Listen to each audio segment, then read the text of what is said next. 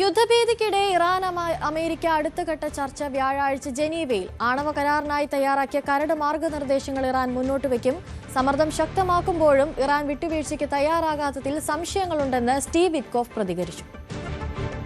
They asked me that this morning, and I don't want to use the word frustrated. It's almost because he understands he's got plenty of alternatives.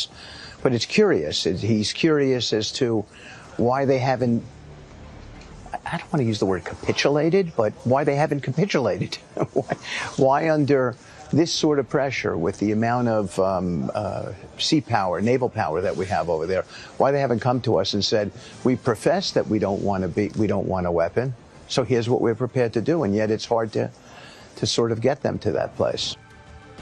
We're hopeful, Jared and I, that we've put some proposals on the table to both sides that will bring them together in the next 3 weeks and maybe even result in a summit between Zelensky and President Putin.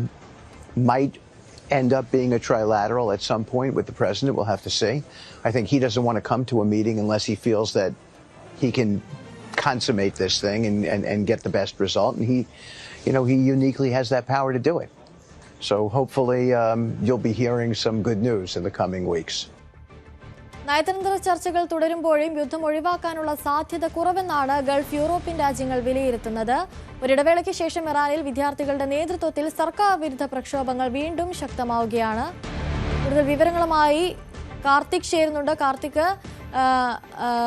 ഈ വ്യാഴാഴ്ച നടക്കാനിരിക്കുന്ന ചർച്ചകൾക്ക് ശേഷം യുദ്ധഭീതി ഒഴിയാനുള്ള സാധ്യതയാണോ മുന്നിൽ കാണുന്നത്? അനുശ്രീ, ഒമാന്റെ മധ്യസ്ഥതയിൽ ഇറാനും അമേരിക്കയും ഇതുവരെ 2 ഘട്ട ചർച്ചകളാണ് നടത്തിയത്. ഈ 2 ഘട്ട ചർച്ചകളിലും കാര്യമായ പുരോഗതി ഉണ്ടായില്ല. അടുത്ത വ്യാഴാഴ്ച ജനീവയിൽ 3ാം ഘട്ട ചർച്ച നടക്കും. യുഎസിന്റെ ഭാഗത്ത് നിന്ന് സ്റ്റീവ് വിറ്റ്കോഫും ട്രംപിന്റെ മരുമകൻ ജുരാദ് കുഷ്ണറും ഈ ചർച്ചയിൽ പങ്കെടുക്കുകയും ചെയ്യും. ഇറാനും ഈ ചർച്ചയിൽ പങ്കെടുക്കും എന്ന് വ്യക്തമാക്കിയിട്ടുണ്ട്. സ്വാഭാവികമായും ജനീവ ചർച്ചകളാകും ഇനി മുന്നോട്ടുള്ള കാര്യങ്ങൾ നിർണ്ണയിക്കുക എന്നതാണ് ഏറ്റവും ശ്രദ്ധേയം. കാരണം 2 ആഴ്ചത്തെ സമയമാണ് അന്തിമ കരാറിനായി ട്രംപ് ഇറാന് നൽകിയിരിക്കുന്നത്. സ്വാഭാവികമായും ഇറാൻ എന്ത് ബദൽ നിർദ്ദേശങ്ങൾ ഈ ജനീവയിൽ നടക്കുന്ന ചർച്ചയിൽ മുന്നോട്ട് വയ്ക്കും എന്നതായിരിക്കും ഏറ്റവും ശ്രദ്ധേയം.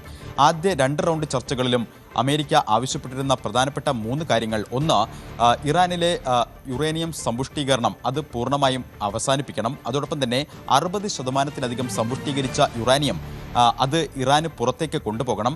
മാത്രമല്ല, മിസൈൽ പദ്ധതികളിലടക്കം വിശദമായ ചർച്ചകൾ വേണം എന്നൊരാവശ്യമാണ് അമേരിക്ക മുന്നോട്ട് വെച്ചത്. പക്ഷേ ഈ ആവശ്യങ്ങളൊന്നും അംഗീകരിക്കില്ല എന്ന നിലപാടിലായിരുന്നു ഇറാൻ. എന്നാൽ ജനീവയിൽ നടക്കുന്ന ചർച്ചകളിൽ ഇതിന് ബദൽ നിർദ്ദേശങ്ങൾ ഒരുപക്ഷെ